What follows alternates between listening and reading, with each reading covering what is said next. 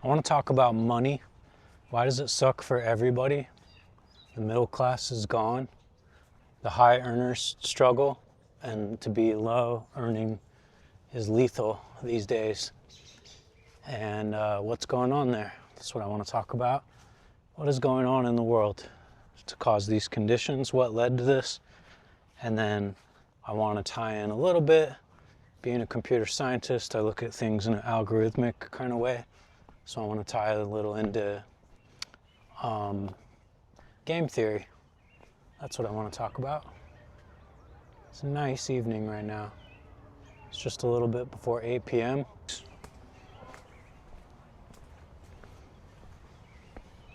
First, I want to talk about how I viewed things growing up. I'd say until my late 20s. From childhood to my late 20s, my view of things. When it comes to finances and money, I knew of the word investor and like somebody who plays the stock market since I was a kid. My grandpa's an investor, and I feel like the general consensus was that being a stock trader and an investor was like an eccentric thing. It was an acceptable career path, just like being a plumber or an electrician. You could be a trader. And just like a lot of people say, oh, well, I don't want to work with plumbing pipes all day and wires, electrician. Just in the same way, a lot of people would be like, well, I don't want to look at graphs all day. I don't want to analyze numbers all day. I don't want to game the money system just to get my score higher in my bank account. And I could be wrong since I was a kid, a teenager, and in my 20s. But I feel like that was a pretty common point of view among the so-called middle class. It was like there was a promise in America, which is that if you get a job and work hard, especially if you went to school and got a degree, and then you work full time, it was never in question in my day growing up till my 20s, my late 20s, that you would be able to buy a home and things would be available to you. You'd be able to afford health care. You could take a week of vacation a year. Certain things would be afforded to you as a middle class American, and we've seen that that has dissolved and disappeared. I think this bird specifically knows I'm talking right now, and I think it's literally making that noise to talk over me. I'm invading his space. That's the sense I get. So being a trader was just as a viable way to get that middle class security as being a programmer or anything else. And I think that was a pretty common point of view. What are you doing when you're a trader? You are trying to maximize your money, your returns. And how do you do that? You come up with strategies. And what are strategies? Really, you're playing a game. And just like everybody plays a game, if you are a plumber, you are gonna play a game where you're trying to optimize to fix as many plumbing projects for as many customers as fast and efficiently as you can with as little delays. You get your truck very organized, you get your secretary very organized to book out the schedule.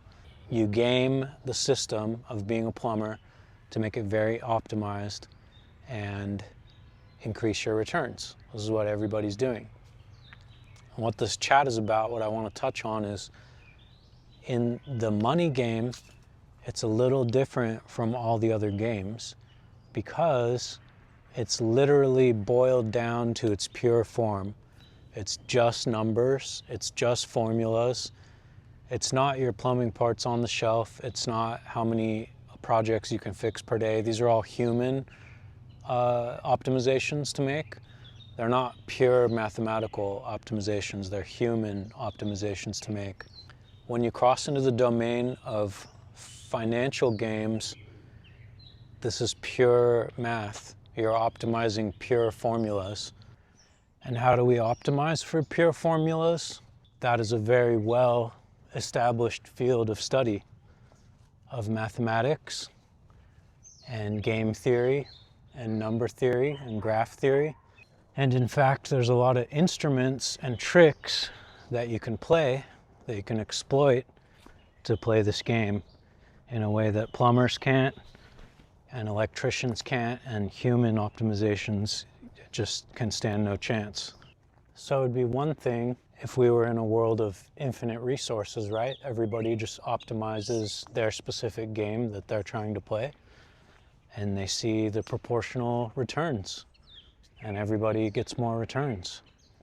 But in this game that we're playing, we've decided that there's various finite resources. We've decided money is a finite resource, and there's only a fixed amount of it. And that means if everybody's chasing returns, there's only so much money to get. This is super obvious stuff I'm talking about. It's nothing groundbreaking here. So if there's only a finite amount to go around, that means there's a constraint. And whenever you have a constraint and multiple actors, game theory kicks in. Game theory kicks in. All the established, well-known concepts of game theory. When you cross into the realm of game theory, it's no longer about minimizing the minimums and maximizing the maximums, maximizing returns. That's no longer the game. It crosses into the territory of adversarial. There's an adversarial nature. There's a proponent and an opponent in classical game theory, game theoretical setups. For example, when you're fighting a war, you don't just missile your enemy, you don't just bomb the other side. You also have a defensive posture. You have a missile defense shield against incoming missiles. You have naval blockades. You play offense as well as defense. There's two sides of it. And you might do something like blow up an enemy's bridge when that's their only supply line to bring supplies to your enemy's base. And in a non-zero-sum world, where it's you against the enemy, the bridge wouldn't make sense as a target because they would have infinite other roads to their base that are supplying. But in a zero-sum world, finite resources, that may be their only supply line to your particular enemy's base. So not only do you play defense, you bomb the shit out of their bridge. So you can see where I'm going with this is I feel like in my lifetime, I've lived to see the rise of the computing age, the information age, the digitization of everything, the digital age. I think it was quite crude when I was a kid. I know there's a lot of young people here on YouTube, you probably don't even remember a time there was no internet, but I remember life before the internet altogether. Things were primitive and things started being computerized at an accelerating rate. First the low-hanging fruit, tax records, health records, and then just at an accelerating rate. And very early on it started with in the financial system being computerized. That was already underway by the time I was born in the early 80s. And what I think we're living through, this is the whole point that I'm finally getting to a million minutes later, what I think we're seeing and why everybody's struggling so much is this has always been the natural trajectory. This has always been the playing out of the dynamic. If you gamify and digitize the financial system, and you're now in a world of min-maxing, gamifying financial maneuvers, financial instruments, this was always going to be the outcome that we're arriving at now.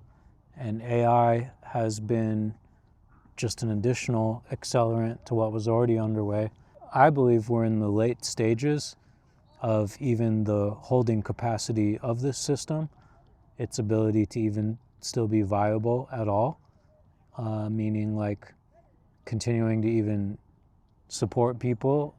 The idea that you can be a professional and work a job and have everything you need. I think we're in the late days of that. I really don't think it's actually going to last a whole lot longer. It was a busy day in the park. I thought I was just going to find a really simple spot to sit. A lot of days I come up here and talk all I wanted, but this whole time I've been like dodging people, getting up and moving around. I'm not that embarrassed filming myself talk, but I'm not trying to share my opinions only through YouTube, not in person. Financial games have just become gamified, and we are in the game theory era. There's an adversarial nature. Not only do you need to get your money, you need to prevent other classes of people, other entire groups of people, even your people, neighbors. Everybody is a competitor to get that same pot of money. And not only do you need to pursue your money, you need to prevent everybody else from getting theirs. This is a very basic concept. I know many people can relate to feeling this way, that's how it feels, that the government is taking their taxes, your local city is taking property taxes, everybody's got their hand in, it increases more and more every year, more and more is taken from you. Car insurance goes up every year, groceries go up every year, wages, they stay flat. And there's this sense that everything is extractive when it comes to the money. And what I'm saying is that that's not an accident. It's just the natural playing out of this algorithm. This applies to more than just money, like how our social systems are melting down, how dating is melted down, how friendship has melted down, how there's no more third places to hang out, and just basic social life is being destroyed.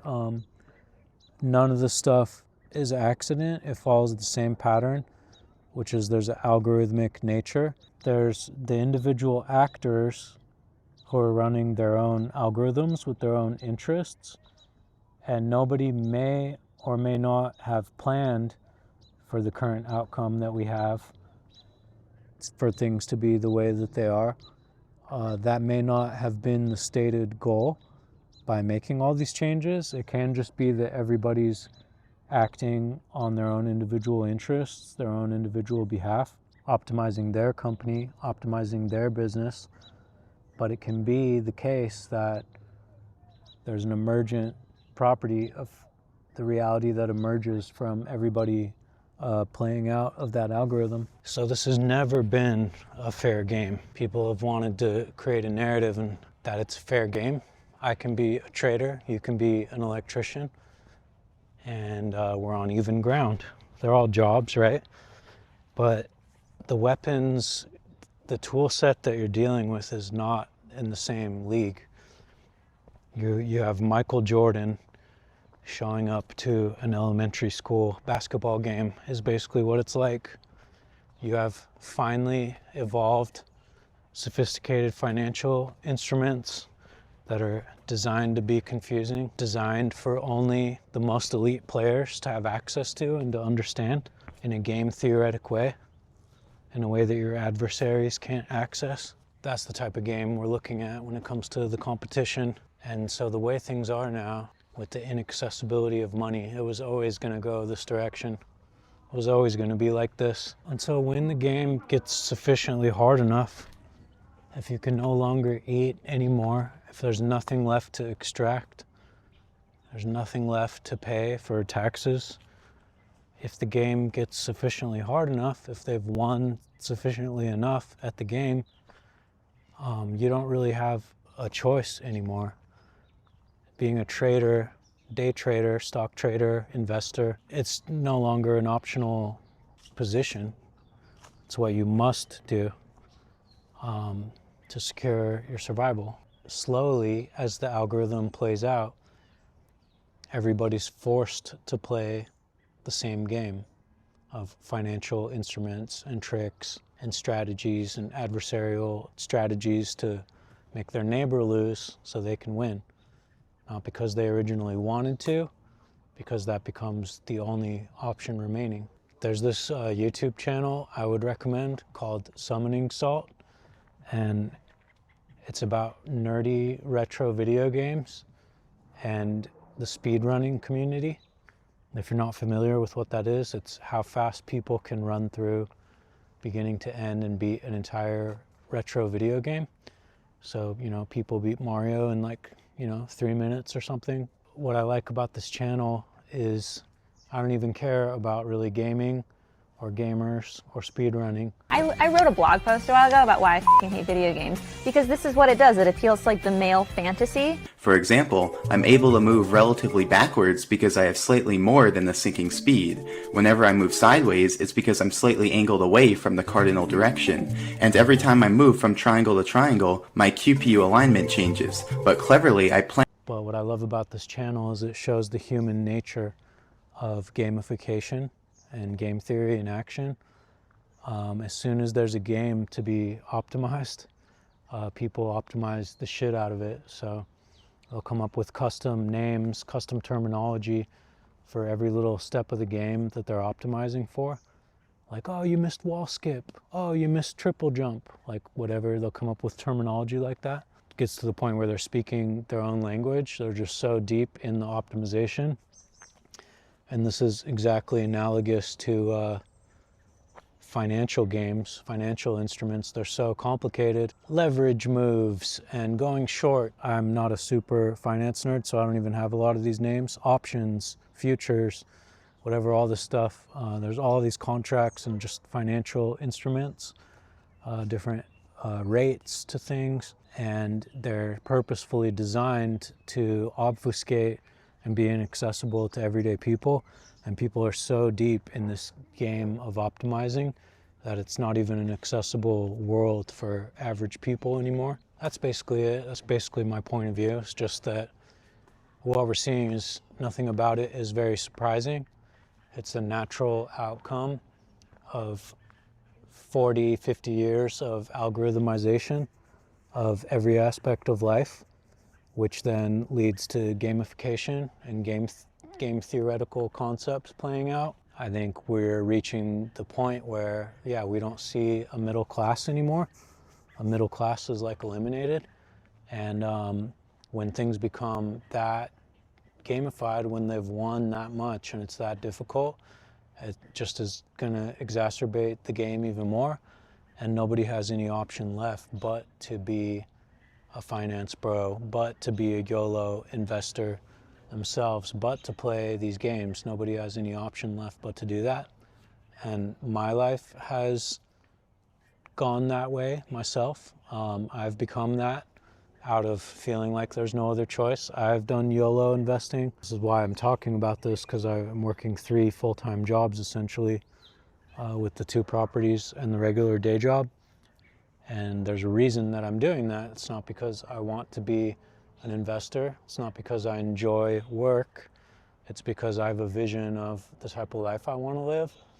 And this system has advanced to a point where there is no other option to get those things besides being a YOLO investor. Mosquitoes are out now, so we're gonna call it a day. Go back home now, I'm getting all bitter.